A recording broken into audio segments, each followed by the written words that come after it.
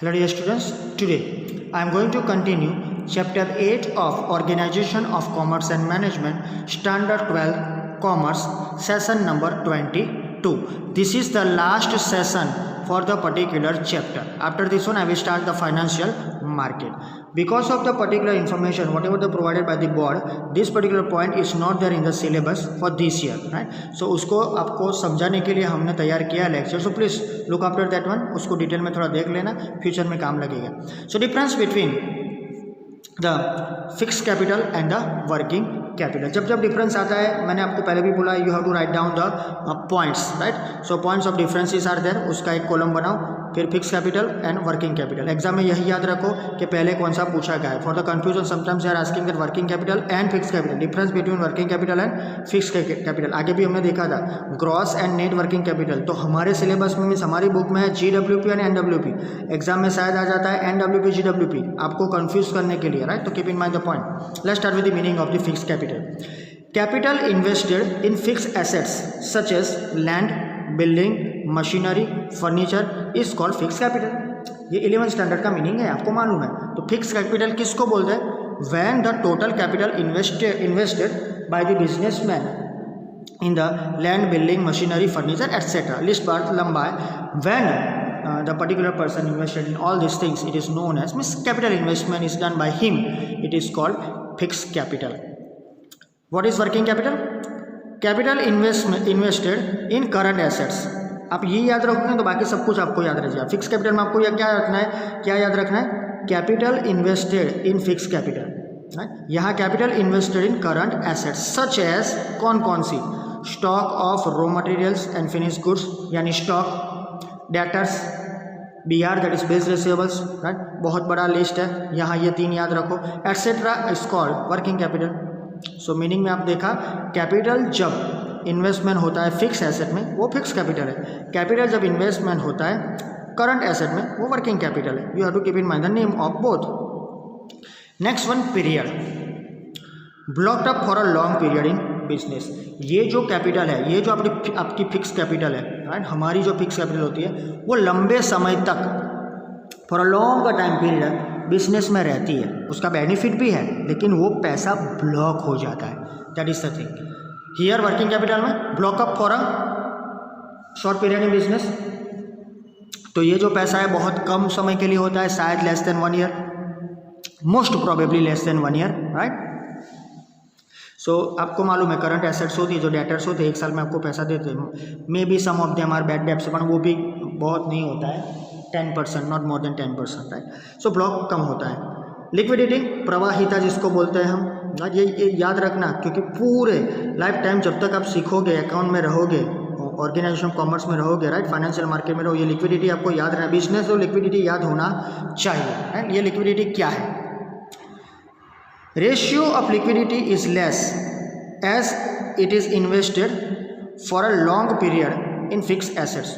तो यहाँ जो आपकी लिक्विडिटी है, प्रवाहिता जिसको बोलते हैं, you can directly convert your assets into cash. तो ये एसेट्स डायरेक्टली कन्वर्ट नहीं होगी. आपको मालूम है कोई भी प्रवाही होता है, यू नो दैट वन, कि सिंपल जो भी लिक्विड होता है उसको किसी में आप डालो तो वो उसका फॉर्म शायद आपको चेंज करना हो तो डायरेक्टली चेंज नहीं हो सकता.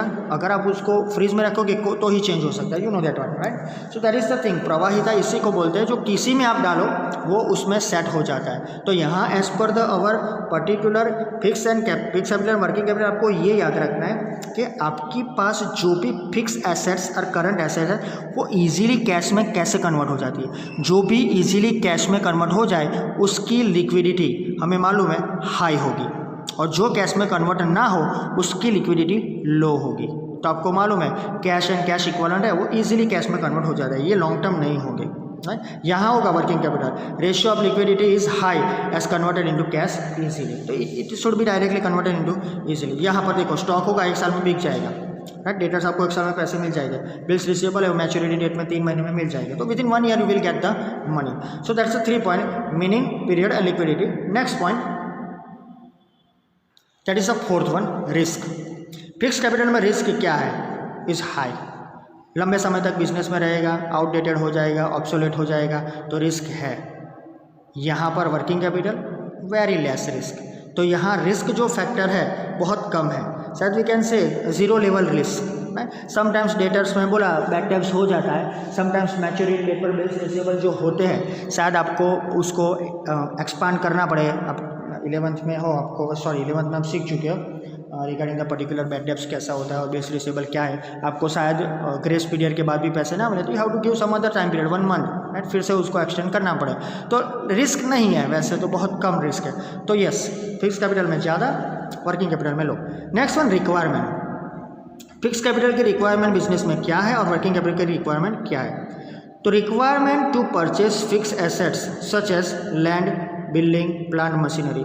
तो हमें ये पैसों की ज़रूरत क्यों पड़ती है, हमने यहाँ देख लिया what ever the investment is done, यहाँ हमने देखा, राइट, जो भी इन्वेस्टमेंट हुआ उसके हिसाब से हमने देखा कि यहाँ फिक्स कैपिटल की क्या ज़रूरत पड़ती है, राइट, ये सब आपको मालूम है। तो as per this one we can से कि ये सब परचेस करने के लिए आपको पैसे चाहिए, land, building, right, plant, machinery जो भी है वो परचेस करने के लिए आपको पैसे चाहिए, वो आपकी ज़रूरियात है, वो आपकी रिक्वायरमेंट। यहाँ पर आप देखोगे तो इसकी वर्किंग कैपिटल की जरूरत क्यों है, तो required for the day to day expenses like wages, salary and to purchase raw material. तो वेजेस तो आपको हर रोज देने पड़ेगा, सैलरी है महीने महीने हर महीने देनी पड़ेगी। परचेज ऑफ रॉ मटेरियल शायद जो सीजन वाइज है तो साल में एक बार, right, less than that 6 month sometimes, right, sometimes 9 month, sometimes daily, ऐसा कुछ होता है। तो इसके हिसाब से पैसा चाहिए, तो वर्किंग कैपिटल की नीड आपको वैसे है, right. So on the basis of requirement for long term period, for short time period, sources, when and how you will get the particular fixed capital. So this capital is obtained through issue of shares as per the 11 discussion, right, 11 stand में हम सीख चुके हैं, issue करना पड़ेगा equity या preferential, and debentures that is for a longer time period, both are for a longer time period, this is a permanent, debentures are for mostly more than 5 years, more than 10 years, less than 30 years, 30 साल तक होते हैं debentures, right. तो उसको हम use करते हैं ये सब परचेस करने के लिए, हमारे कंपनी का एक्सपांसन करने के लिए, डेवलपमेंट करने के लिए। और sometimes you obtain from financial institutions, right, on the basis of that 5 different names already was there in our 11 standard. उसके सिवा अब तो बहुत लंबा लिस्ट है, right, IDBI, ICICI, IFCI, GIIC, ये सब नाम है, लेकिन ये तो सिर्फ 5 है, उसकी तो डिटेल बहुत ज़्यादा है। You can take the particular information through the different financial institutions, कई है वो फाइनेंशियल लोन्स देते हैं लंबे समय तक, तो उसका यूज़ कर सकते हैं। तो दीज आर दी सोर्सेज। ये एक क्रिएट कैसे होता है, ये सोर्सेज है। और वर्किंग कैपिटल कैसे क्रिएट होगा, so this working capital is obtain through trade credit, TC, आपको स्टॉक अपना थोड़े समय के लिए शायद प्लेस करवाना पड़े, राइट, बैंक ओवरड्राफ्ट BOD जो 1 वीक के लिए होता है, कई बार 2, 3, 5 दिन के लिए होता है, कई बार 15 days, not more then that, right. Sometimes indigenous bankers जो हम लोकल बोलते हैं, लोकल यानी जो देसी हम उसको बोलते हैं, इंडिजीनियस यानी खुद जो भी कंट्री होती है उसका, होममेड जैसा है यहाँ की, जो बैंकर्स है जो लोकल होते हैं, राइट, वो कोऑपरेटिव सोसाइटी टाइप उनमें इंक्लूड होता है। सराफ होते हैं जिसको हम बोलते हैं, right. Sometimes we can say lenders are there, those who are providing different type of things to you. लेकिन इंडिजीनियस अच्छा है, उसको बोलते हैं कोई कंट्री का खुद का। Okay, 7th and last one, depreciation. Yes, depreciation is calculated on fix asset, उसको आपको मालूम है कैसे कैलकुलेशन होता है, 5%, 10%, 15%, 20, not more than, sometimes in some of the units 25%। ये तो बहुत है, लेकिन 10, 12, 15 इनफ है। यहाँ yes, no, depreciation is not calculated on working capital, right. So ये टोटल हमने आज 7 पॉइंट देखे, difference between the fix capital and working capital, right. Under that meaning period, liquidity, risk, requirement, sources and depreciation, ये चीज़ हमने इस particular point में देखा।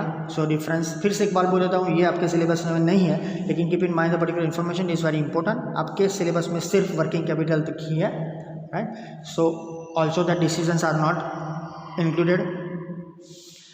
So in this chapter we already discussed the different type of the points related to the financial management, starting with that income related things, right? That is to the point of the how you will get the particular sources, how you will get the particular type of the income नहीं बोलते हम उसको, लेकिन हम ऐसा बोल सकते how you will get the particular money from the different type of the structure. 3 structures अलग अलग थे, right? Equity share तो common है, बाकी के 3 उसके हिसाब से हमने आगे बढ़े थे। उसके बाद हमने देखा था different characteristics, ideal capital structure के भी देखे थे, राइट। अलग अलग इंफॉर्मेशन भी हमने देखी डिटेल में, उसका स्टडी भी किया।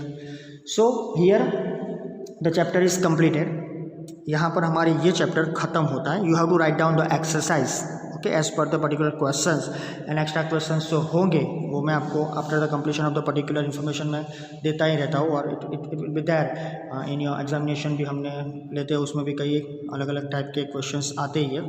ओके, लेकिन आप डेली नोट्स बनाते हो उसमें ये सब इंक्लूड कर देना, that is the thing. Okay, so regarding this one, that's the end of the chapter. From next session I will start the chapter number 9, that is the financial market. कैसे आप stock market में registration करवा के अपना काम करोगे, उसके हिसाब से ये चैप्टर चलेगा। Thank you.